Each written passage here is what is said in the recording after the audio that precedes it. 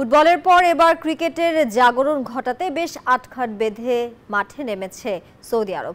আইপিএলকে টেক্কা দিতে কারিগরি অর্থ নিয়ে এবার ফ্র্যাঞ্চাইজি ক্রিকেট আয়োজনের পরিকল্পনা করছে মরুর দেশটি। সৌদি আরব থেকে বিস্তারিত আবরার আল দায়ানের প্রতিবেদনে।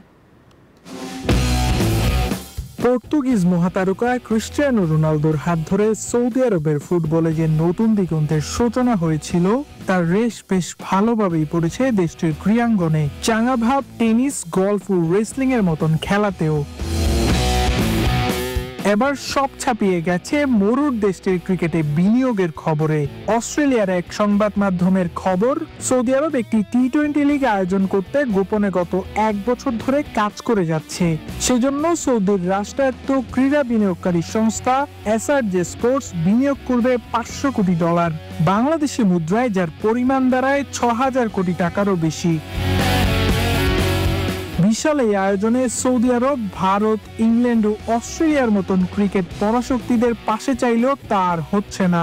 ভারত ও ইংল্যান্ড তাদের খেলোয়াড়দের নিজ দেশ ছাড়া আর কোনো লিগে খেলার অনাপত্তিপত্র দিচ্ছে না, তা এক প্রকার নিশ্চিত। তবে এখানে অস্ট্রেলিয়াকে পাশে পাচ্ছে মরুর দেশটি।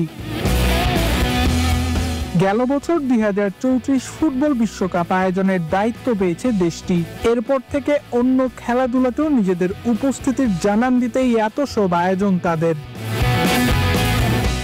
সৌদি আরবের রিয়াদ থেকে আবরার আল দায়ান, নিউজ 24।